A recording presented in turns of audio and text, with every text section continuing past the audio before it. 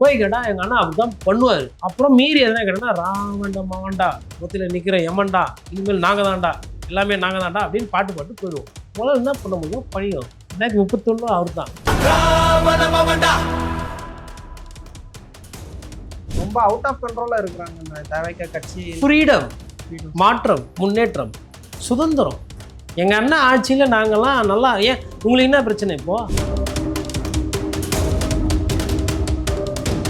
மற்ற நடிகர்லாம் நாங்கள்லாம் வரக்கூடாதா, நாங்கள்லாம் பண்ணக்கூடாதா, நாங்கள்லாம் பேசக்கூடாது, ஏன் நீங்களாம் வாங்க ஏன் கேளுங்க ஐயா. இதெல்லாம் அப்படியே மறந்து போயிருங்க. அப்படியே இதெல்லாம் உங்களுக்கு தெரியவே எத்தவனும் முதல்வர் தான். புரிஞ்சா வேற யாருன்னா அடுத்து வைப்பு பண்ற ஒரு கதாநாயகர் வந்தா உண்மையான மாற்றம் அவர்கிட்ட கேட்டு பாருங்க, வந்தா வாங்கிக்கோங்க. அதனால இனிமேல் திருப்பி ஐயா காமராஜர் அண்ணாவெல்லாம் போய் சுடுகாட்டுல இருந்து எழுப்பிட்டு வர முடியாது. நல்ல ஆட்சி காரணம்லாம்.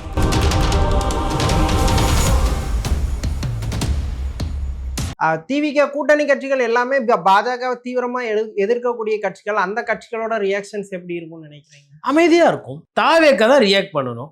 தாவேக்கா சொன்னா அவங்க ரியாக்ட் பண்ணுவாங்க. தாவேக்கா அமைதியா எப்படி இருக்குது?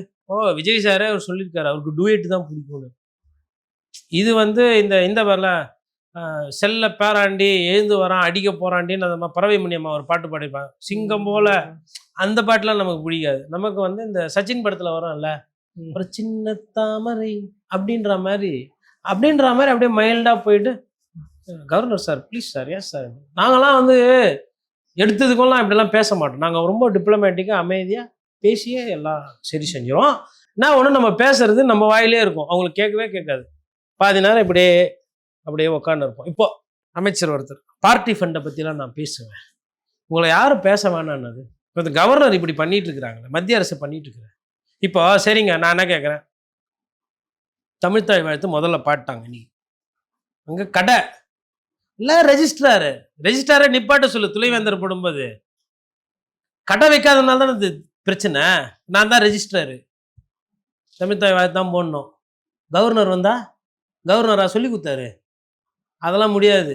கடவை சட்டம் ஒழுங்கு பிரச்சனை என்ன ஆகிட போகுது? என்ன ஆட்சியை கலைச்சிருவாங்களா? நான் இப்போ எழுதி தரேன். அப்படி ஒரு வேளை அல்பத்தனமா ஆட்சிக்கு பாஜக தொட்டுச்சுன்னா திருப்பி தாவேகா தான் வரும். ஆனா பாஜக அப்படி தொடாது. எப்படி தொடும்? அதனால்தான் சொல்றது, இந்த குதிரை பேர் அரசியல் பண்ணாதீங்க. ஏங்க நீங்க ஒரு விஷயம் பாருங்க, இப்ப நீங்க ஒரு வீட்டுக்கு திருட போறீங்க, உங்களுக்கு ஆசை, அந்த வீட்டுல வைரம் இருக்குது நகை இருக்குது எல்லாம். திருட போன இடத்துல என்ன பண்றீங்க, பீரோக்குள்ள கை விடுறீங்க, கட்ட பீரோக்குள்ள தேலு கொட்டிச்சு, கத்த முடியுமா? திருடனுக்கு தேல் கொட்டினா என்ன பண்ணும்? பொத்துனா போல இருக்கணும். அதனால தான் சொல்றது திருட்டு தொழிலுக்கு போகாதீங்கன்னு. இது பழமொழி, பழைய காலத்துல கதை சொல்லுவாங்க. அப்போ நீங்க அந்த மாதிரி விஷயங்கள் பண்ணாம இருந்தீங்கன்னா அங்க ஒழுக்கமா இருக்கும்போது கேள்வி கேட்கலாம். கரப்பாம்பூச்சி கட்சியால பெண்டு நிமித்துறாருல, சர்வ வல்லமைப்படுத்த மோடிய யாருக்கு டைம் கொடுக்குறது? போராட்டம்லாம் வாபஸ் பண்ண முடியாது, போ நான் அடிப்பேன் ரப்பர் கண்ணில் பார்த்தேன். 30 வயசு கண்ணில் விரல விட்டு மத்திய அரசை ஆட்டி தர்மேந்திர பிரதான பதவி விலகம் பண்ணி நேஷனல் டெஸ்டிங் ஏஜென்சி மொத்தமாக அல்லோலப்பட்டு பயந்து போய் பிரதமர் வீடியோ போட்டு, மாணவர்கள் இன்ஸ்டாவில் பாருங்க, டெலிகிராமில் பாருங்க, இவ்வளோ பேர் பார்த்துக்கிறீங்க அப்படி இப்படின்லாம் போய் சமரசம் மாதிரி பண்ணி பாராளுமன்றம் முடக்கப்பட்டது, ராகுல் காந்தி கோவப்பட்டாரெல்லாம் அதெல்லாம் நிறைய பார்த்துட்டேன். அதெல்லாம் அவங்களுக்கு ஜுஜிபி பிஸ்கெட்டை தண்ணியில் ஊற வச்சா அப்படி ஒன்றுமே இல்லாமல் கரைஞ்சி போடுவோம், அந்த மாதிரி அதெல்லாம் பார்த்தாச்சு. கரப்பாம்பூச்சி ஜனதா கட்சி பண்ண கோளாறு அவங்களால ஹேண்டில் பண்ண முடியல. பசங்களை எப்படி தயார் பண்ணுறதில்ல. இப்போ ஏன் அது பண்ண முடிஞ்சது? ஏன்னா கையில் கேஸு கிடையாது, சொத்து குவிப்பு கிடையாது, ஊழல் கிடையாது, லஞ்சம் கிடையாது. வரவங்களெல்லாம் சேர்த்துக்கிறது. ஊழல் பண்ணிக்கிறியா வா, வழக்கு நிலுவையில் ஏதோ வா, எல்லாம் வாங்க எல்லாம் இது மாதிரிலாம் சேர்த்துக்கிட்டு இருந்தா எப்படி பேச முடியும்? கவர்னர் எடுத்து பேச முடியாது, பேசி தான் பார்க்க முடியாது. அதனால இதுல இனிமேல்ட்டு முதலமைச்சர் பேசுவார் என்று எதிர்பார்ப்பது தவறு.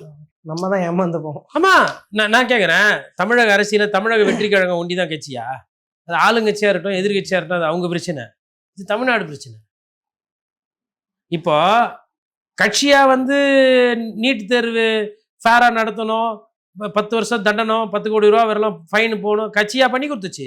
காங்கிரஸ் பண்ணிச்சுதா, இல்லை ஆம் ஆத்மி பண்ணிச்சா, அதிமுக பண்ணிச்சா, திமுக பண்ணிச்சா, தாவேகா பண்ணிச்சா? மாணவர்கள் பண்ணாங்க இல்லையா?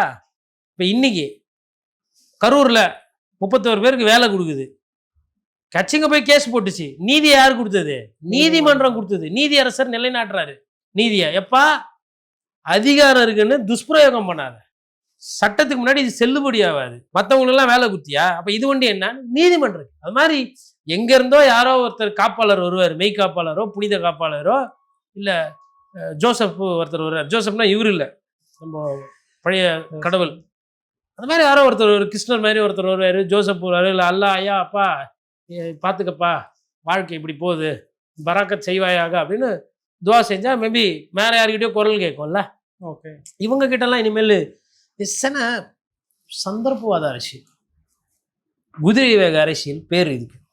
குதிரை பேரம் பண்ணா ஊழல்வாதிகளை கூட வச்சுன்னா உங்களுக்கு கேட்கும். எப்படி கேட்பீங்க பிஜேபி? நான்ப்பா சின்ன வாஷிங் மிஷின் வசதி எப்படி அப்படின்னு கேட்பாங்க. என்கிட்டயே வா, நான் யார் தெரியும்? அண்ணா நீங்கள் பெரிய வாஷிங் மிஷின், பெரிய பகவதி சின்ன பகவதி மாதிரி பேச முடியாது. எப்படி பேச முடியும்? உங்களுக்காகவே உங்களால பேசிக்க முடியாது, நீங்க எப்படி மற்றவங்களுக்கெல்லாம் பேசுவீங்க?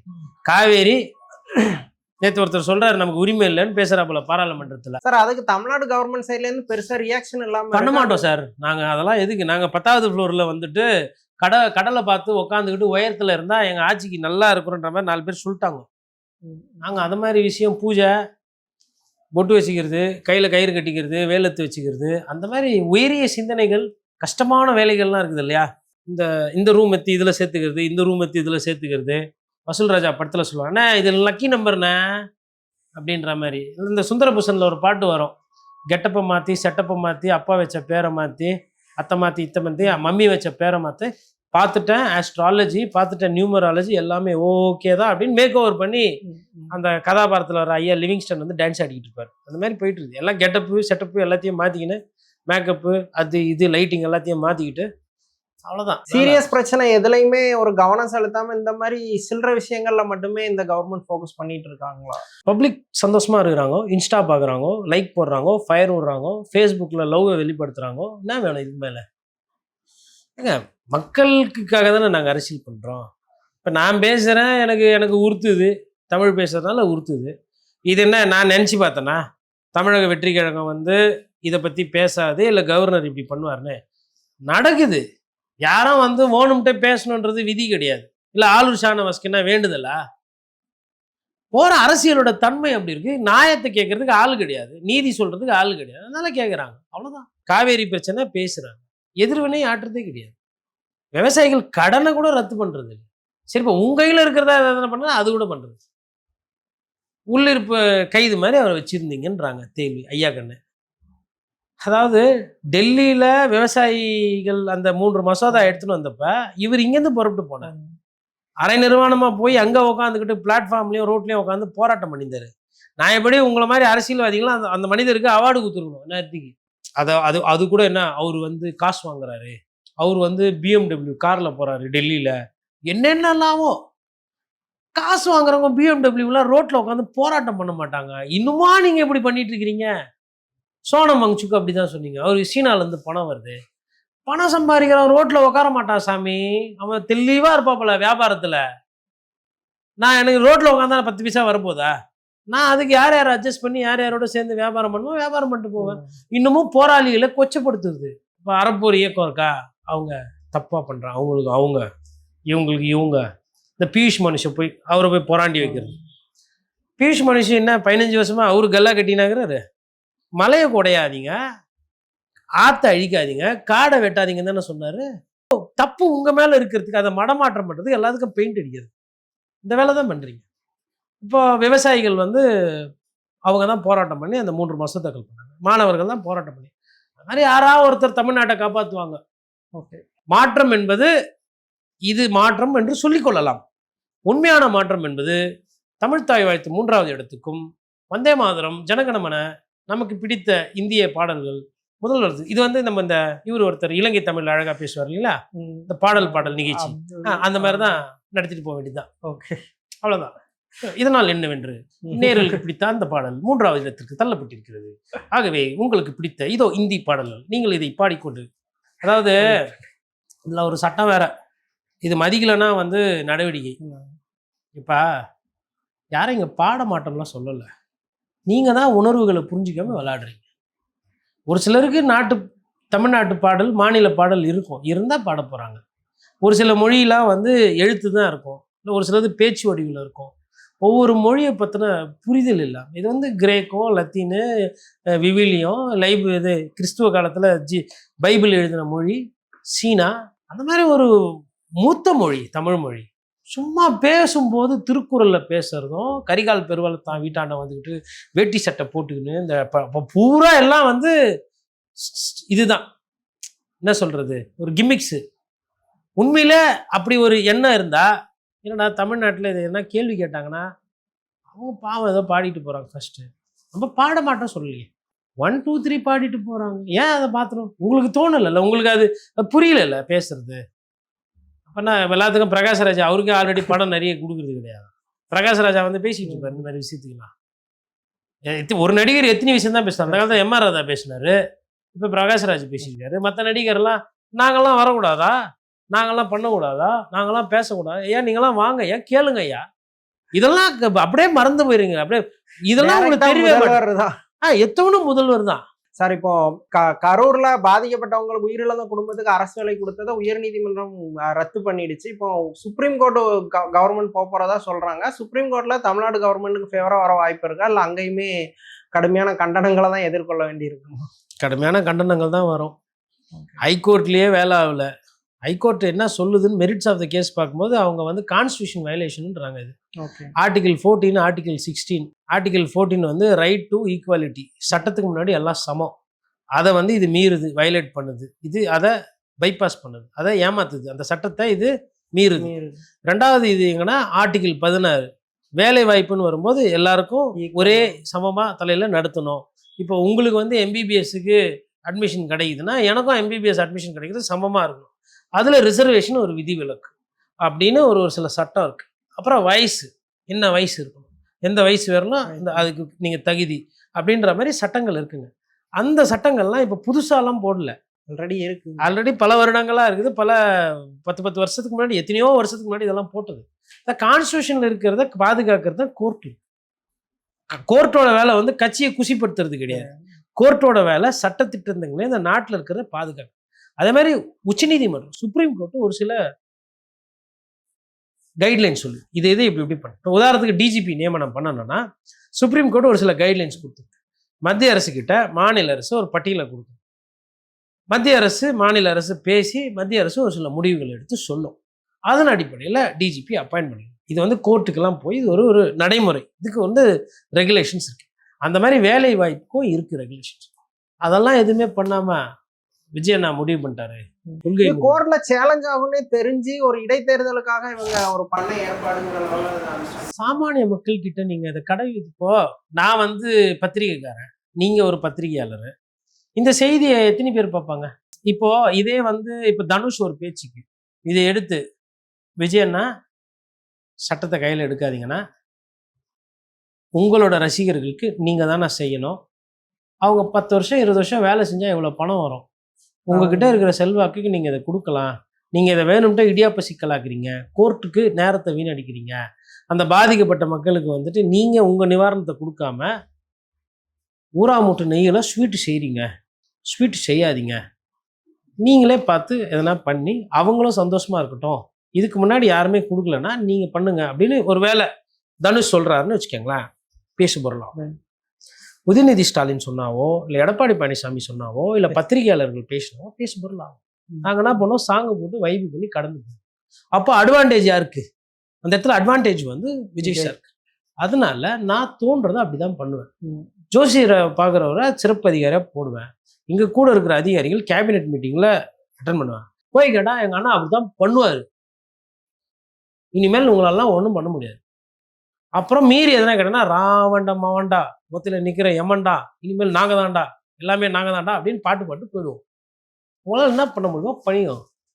அண்ணன்தான் 2031 அவர் தான் சார். இப்போ வைகோ எழுதின அந்த நாடாளுமன்றத்தில் வைகோ புத்தகம் வந்து டெல்லியில ராகுல் காந்தி விஜயும் ஒன்னா ரிலீஸ் பண்றதா இருந்துச்சு, அப்படி அபிஷியலா அனௌன்ஸ் பண்ணாங்க. இப்போ நேத்து விஜயை சந்திச்சுட்டு வந்து பேசின வைகோ வந்து என்ன சொல்றாருன்னா, விஜய் அங்க வந்தா கிரௌடு அதிகமாயிரும், அதனால நீங்க அங்க வர வேண்டாம்னு நானே சொல்லிட்டேன்.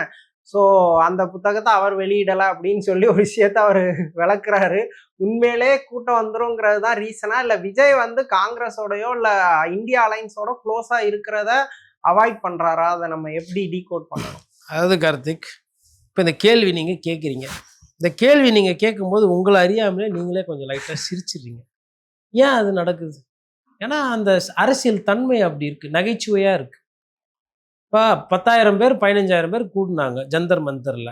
அது கூட்டம் இல்லையா? ரப்பர் குண்டு, அப்புறமா இது இந்த தடி, இதெல்லாம் வச்சு அவ்வளோ கூட்டத்தை பார்த்தவங்க விஜய் சார் அங்கே போனாவா? எப்போ அந்த ஊர்லலாம் நடிகரே கிடையாதா?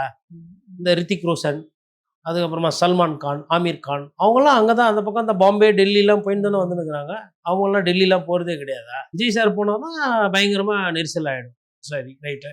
இப்போ நீங்கள் அந்த விழா நடந்துக்க போகிற இடம் வந்து ஒரு காமனான ஒரு இடம், விவிஐபி ஏரியாவில் தான் ராகுல் காந்திலாம் வருவார். நீங்கள் ஒரு பாராளுமன்ற உறுப்பினராக, எக்ஸ் பாராளுமன்ற உறுப்பினர். அப்போ அந்த மாதிரி நிகழ்ச்சியில் செக்யூரிட்டி கூடவா இல்லாமல் இருக்கும்? தமிழ்நாடு சீஃப் மினிஸ்டர் போய், இப்போ விஜய் சார் இன்னைக்கு நடிகர் கிடையாது, இது சீஃப் மினிஸ்டர் ஆஃப் தமிழ்நாடு. வேற ஒரு மாநிலத்திலிருந்து ஒரு சீஃப் மினிஸ்டர் வரும்போது பூரா அரசியல்வாதிக்கும் கொடுக்குற பாதுகாப்பு டெல்லி முதலமைச்சருக்கு டெல்லி போலீஸ் என்ன கொடுக்காதா? நீங்கள் இன்னொன்று என்ன போராட்டமா பண்ண போறீங்க? அங்கே போய் நீட் தேர்வு எதிர்த்து, இல்லை பிரதமர் மோடி அவர்களை எதிர்த்து, இல்லை வந்தே மாதரம் எதிர்த்து என்ன போராட்டமா பண்ண போறீங்க? என்ன பாதுகாப்பு? கூட்டம் வந்துடும். மேபி அவர் சொல்லியிருப்பாரு, நேரம் சரியில்லை, ஆல்ரெடி ஜந்தர் மந்தருக்கு நான் போகல, மாணவர்கள்லாம் இங்கே வர தடியடி நடத்திட்டு இருக்கிறாங்க, போலீஸு பிரச்சனை ஆகி போச்சு, கம்யூனிஸ்ட் வேறு இழுகுது, அந்த ஆளூர் ஷானவாசம் சும்மாவே இல்லாமல் மொழி உணர்வை வந்து தூண்டி விட்றாப்புல, வன்னியார் சண்ணன் எவ்வளோ அமைதியாக இருக்கிறாரு, எதனா பிரச்சனை இருக்கா அவரால்? அதே மாதிரி அந்த காங்கிரஸ் எல்லாம் இருக்கிறாரு, எவ்வளோ அமைதியாக இருக்கிறாரு, எதனா பிரச்சனை இருக்கா? இந்த கம்யூனிஸ்ட்காரங்க சும்மாவே இருக்க மாட்டாங்க. இவ்வளோ பிரச்சனை நான் டெல்லிலாம் வரல, நீங்களே பார்த்துக்கோங்கண்ணே. வெளில என்ன சொல்கிறது? வெளில நீங்கள் சொன்னதாக போய் நீங்களே சொல்லிக்கோங்க. ஏன்னா நான் சொன்ன மாதிரி இருந்தால் தப்பாயிடும். அதனால் நீங்களே வந்து, அதாவது இவங்களே கூப்பிடுவாங்களாம், இவங்களே டெல்லியில் ஃபிக்ஸ் பண்ணுவாங்களாம், அப்புறம் இவங்களே இல்லை சார் நீங்கள் வர வேணாம். இப்போ நான் ஒரு ஒரு பத்திரிகையாளர், நான் கிரேவ் பிரசம் பண்ணுறேன், நான் ஒரு வழக்கறிஞர் இல்லையா? நான் என்ன பண்ணுறேன், எனக்கு தெரிஞ்ச ஒரு 2 ஜட்ஜிங்களையோ இல்லை ரிட்டையர்டு ஜட்ஜியோ எனக்கு எப்போதான் ஒரு விஷயம் சொல்லி கொடுத்துருப்பாங்கல்ல. இப்போ நீதியரசர் PN பிரகாஷ் இருக்கிறாரு, அவர்கிட்ட நான் ஒரு சில டவுட்ஸ்லாம் கேட்டு நான் கற்றுக்கிட்டது உண்டு. அதே மாதிரி ராஜா சார் கலிஃபுல்லா இருந்தாங்க, அவரோட டிராஃப்ட் எல்லாம் நான் ஒரு சிலது பார்த்துருக்கிறேன். எங்கள் சித்தப்பா CM ஆனது, அவரு நிறைய வழக்கறிஞர்கள்லாம், அவர் பேட்ச்மேட்ஸ்லாம் நிறைய பேர், அவங்களோட ஜட்ஜ்மெண்ட் எல்லாம் பார்த்துட்டு இது என்ன ஏதெல்லாம் நான் பேசியிருக்கேன். அப்போ அந்த அடிப்படையில் நானே போய் அவங்கள கூப்பிட்டுட்டு, அப்புறம் நானே இல்லை நீங்கள் வந்து கூட்டம் சேர்ந்தவங்க வராதிங்க, இல்லை ஒரு பேருக்கு இப்போ வந்து ஒரு நடிகர் இருக்கிறாரு, நடிகர் எனக்கு பழக்கம், நானே அவரை கூப்பிட்டுட்டு, அப்புறம் இல்லை நீங்கள் வந்தால் என் வீட்டு கிரேவ் பிரஸுக்கு ஆல்ரெடி கூட்டம் வருது, நிறைய IAS ஆஃபீஸர்லாம் வராங்க, அதனால் நீங்கள் வராதிங்க. இப்படிலாம் இது யதார்த்தமா? புத்தக விழாவுக்கு எப்பேற்பட்ட எழுத்து ஆசிரியரோ இல்லை அந்த புத்தகத்தை எழுதியவரோ 4 பெரிய மனுஷங்க வருவாங்கன்னு ஆசைப்படுறேன். இந்த 4 பெரிய மனுஷன்ல சத்தியமா விஜய் சார் இன்னைக்கு முதலமைச்சராக பெரிய மனுஷன் தான், அதில் மாற்றுக்கிறது இல்லை. இவரே கூப்பிடுவாராம், அப்புறம் இவரே வேணாம் கேட்டா கூட்டம் வருமானவார். அதனால தான் உங்களுக்கு அந்த நகைச்சுவை வந்து. அதான் இது மாதிரி ஆல்ரெடி சீரியஸான பாலிடிக்ஸ்லாம் நிறைய பயன் இருக்குது. நீங்கள் புக்கு எழுதுங்க, படம் எடுங்க, போட்டு ரிலீவ் பண்ணி இன்ஸ்டாவில் வெளியிடுவீங்களோ இல்லை தேட்டரில் போய் ஃபங்க்ஷன் பண்ணுவீங்க, என்ன பண்ணுங்க. இந்த மேகதாது பிரச்சனை, சென்சஸ்ஸு ஒரு சைடு, அதுக்கப்புறமா வந்து நீட் தேர்வு ரத்து, காவேரி பிரச்சனை, விவசாயிகள் கடன் தள்ளுபடி, இதெல்லாம் போயிட்டு இருக்கும்போது இப்போ நீங்கள் புஸ்தகத்துக்கு இவர் வரலன்றது பெரிய செய்தி. அதெல்லாம் வந்து அப்படியே பாஸ் பண்ணிட்டு போயிடலாக்கா. போனால் ஏதோ இப்போ என்ன பண்ண போகிறாங்க, இப்போ ராகுல் காந்தி அப்படியே புக்கு வெளியிட்டாருன்னா அப்படியே இந்திய அரசியலே அப்படியே மாறிடும். அதனால் நகைச்சுவை தான் அதெல்லாம். Sir, final question. நேற்று அமைச்சர் ஜெகதீஸ்வரியோட ஆடியோ ஒன்று, அவர் ஆடியோவான்னு தெரில, அவர் பேசினதான் ஒரு ஆடியோ வைரல் ஆகிட்டு இருக்கு. சொந்த கட்சிக்காரனையே ஜட்டியை உருவி அடிச்சிருவேன், என் பார்டருக்குள்ளே வரக்கூடாதுன்னு ஸ்ட்ரிக்டாக வார்ன் பண்ணுற மாதிரி ஆடியோ. இதுக்கு கட்சி சார்பிலேருந்து எதுவும் பெரிய விளக்கங்கள் வரல. இந்த விஷயத்தை இவங்க ஏற்கனவே ஒரு சர்ச்சையில் மாட்டினவங்க, எப்படி பார்க்குறீங்க? அது அமைச்சரே இல்லை, டப்பிங், யாரோ ஒருத்தர் அமைச்சர் மாதிரி பேசிட்டாங்க. அதனால அது வந்து நம்ம கடந்து போயிடும். ஏன்னா தாவேக்காவை பொறுத்தவரைலாம் தப்பு செய்ய மாட்டாங்க, தப்பு செஞ்சவங்களும் விட மாட்டாங்க. அப்படி விட்டாலும் அவங்கள தூக்கி வந்து கட்சியில் சேர்த்துருவாங்க, அதுக்கப்புறம் அவங்க மீது நடவடிக்கை எடுக்க மாட்டாங்க. அதனால நம்ம எதுக்கு அமைச்சர் தானா அது சர்ச்சைக்கு? அதை விட நம்மளே, அதாவது நீங்கள் ஒரு உண்மையை வெளியில் கொண்டு வந்தீங்கன்னா அந்த உண்மை கண்டறிந்து அந்த உண்மை மீது நடவடிக்கை எடுக்கணும். அரசு எங்கள் மேலே அப்படின்னு தான் நாங்கள் எடுக்கவே மாட்டோம், வேற யாருன்னா ஊராமுட்ட கட்சியாக இருந்தால் நாங்கள் நடவடிக்கை எடுப்போம் அப்படின்னா, அப்போ இனிமேல் நீங்கள் என்ன பண்ணணும்னா, திமுக, அதிமுக, நாம் தமிழர் கட்சி, பாரதிய ஜனதா கட்சி, இதுல காங்கிரஸ், சிபிஐ, விசிகெல்லாம் வரக்கூடாது. இந்த 4 இவங்க தான் 4 பேர் எதிரில் இருக்கிற பாட்டாளி மக்கள் கட்சியும் சேர்த்துக்கோங்க.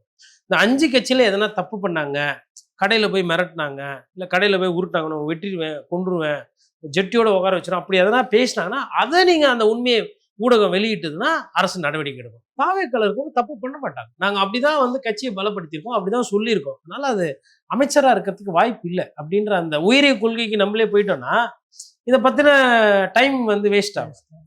அவங்க கட்சி அவங்க அடிச்சுக்குவாங்க, பிடிச்சிக்குவாங்க. அடுத்து இப்படி ஒரு சில பேர் அது மாற்றம்னு சொன்னாங்க.